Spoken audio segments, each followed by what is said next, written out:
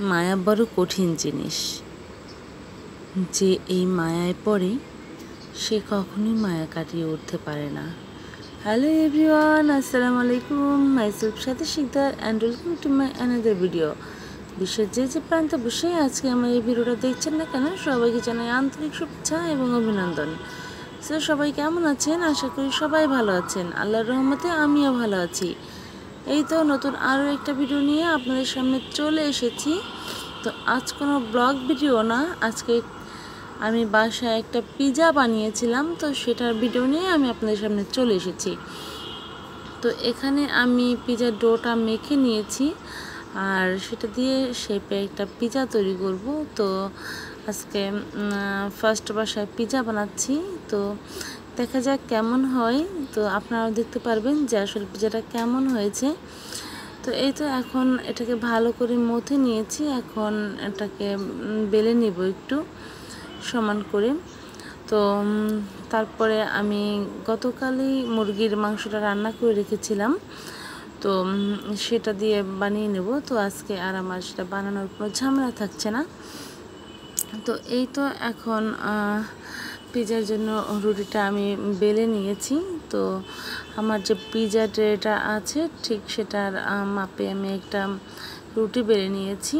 তো সেই রুটিটা এখন দেখতে এরকম পুরো ছিল। তো এই যে পিৎজা ট্রেটা নিয়ে নিয়েছি, এখন এটা একটু তেল ব্রাশ করে নেব। তো আমি হাত দিয়েই তেলটাকে এটা মাখিয়ে নিচ্ছি, আর তারপরে এটার উপরে আমি পিৎজার ডোটা দিয়ে দিব। তো এই যে পিৎজার ডোটা দেওয়ার পরে আমি এখন এটাকে চেপে চেপে সমান করে নিচ্ছি। তো পিৎজা আসলে এই ট্রেটা সমান বানিয়ে নিয়েছে এটাকে। তো তারপর সাইড থেকে একটু একটু উঠিয়ে সাইডটা একটু পুরো করে দিয়েছি, আর মাঝখানটা একটু পাতলা রেখেছি। তো এখন এটা কাঁটা চামচ দিয়ে এটাকে আমি ছিদ্র করে নেব, আর এটার জন্য যাবতীয় সব কিছুই আমি এখন গুছিয়ে নিয়েছি।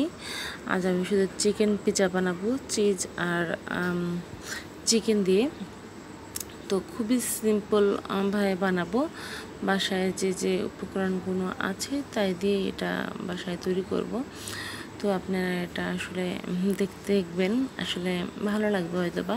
আর এখনও যারা আমার চ্যানেলটি সাবস্ক্রাইব করেনি তারা অবশ্যই আমার চ্যানেলটা সাবস্ক্রাইব করে আমার সাথেই থাকবেন। আর প্লিজ একটা লাইক দিতে ভুলবেন না, আপনাদের একটা লাইক আমাকে পৌঁছে দিতে পারে অনেকের কাছে। আপনারা হয়তো বা অনেক ভিডিও দেখেন, আপনারা আমার অনেক ভিডিও দেখেন, কিন্তু একটা লাইক করতে ভুলে যান, একটা কমেন্টস করতে ভুলে যান।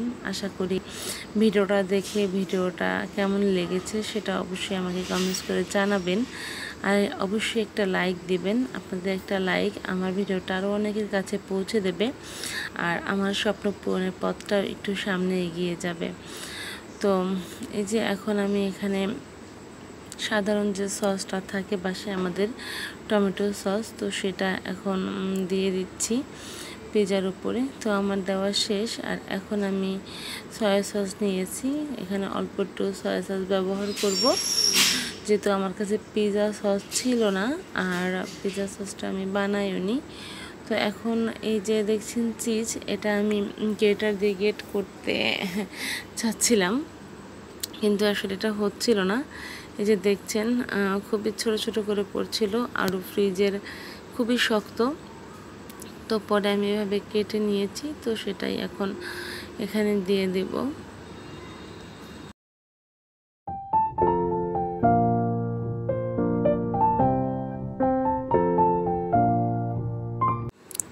তো এই তো আমি যে মাংসটা কালকে রান্না করে রেখেছিলাম, তো সেই মাংসের টুকরোগুলো এখন এটার উপরে দিয়ে দিচ্ছি, আর তারপর এর সাথে আমি কিছু পেঁয়াজ কুচিও দিয়ে দেব। খুবই সাধারণভাবে বানিয়েছি, তো আসলে আমি এর আগে কখনো বানাইনি।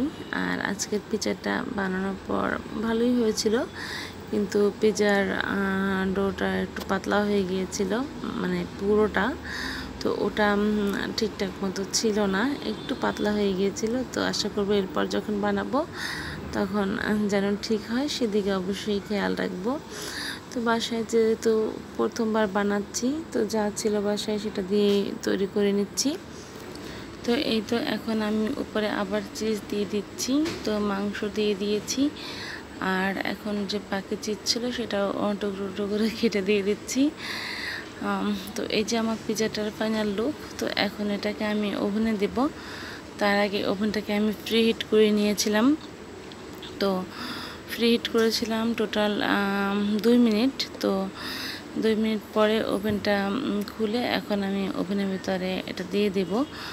তো দেখা যাক কী অবস্থা হয়। বুঝতেই পারছেন যে আজকে ফার্স্ট বানাচ্ছি, তো সেই ক্ষেত্রে আসলে আমার অবস্থাটা কী হবে তো আমি বুঝতে পারছি না। এই যে ওভেনে দিয়ে দিচ্ছি, আর এখন দেখছেন যে পিজাটা হচ্ছে। তো আমার পিজাটা হতে আজকে প্রায় 3 মিনিট সময় লেগেছে। তো 3 মিনিট পরে এখন এটাকে খুলে দেখি কি হয়েছে। তো এই যে আমার পিজা হয়ে গিয়েছে। তো এখন এটাকে আমি নামিয়ে নেব এবং পরিবেশন করে আপনাদের সাথে শেয়ার করব। তার আগে একটা বলবো, যারা আমার এই ভিডিওটা এই পর্যন্ত দেখেছেন অবশ্যই আমার ভিডিওতে একটা লাইক দিয়ে যাবেন, আর ভিডিওটা যদি ভালো লেগে যায় আপনার ফ্রেন্ডস অ্যান্ড ফ্যামিলির মাঝে শেয়ার করে দিতে পারেন।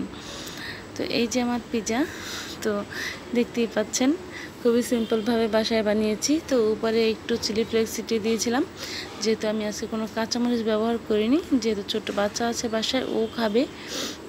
তো এই যে কেটে নিয়েছি, এখন দেখতে ঠিক এরকম হয়েছে। তো মাশাল্লাহ।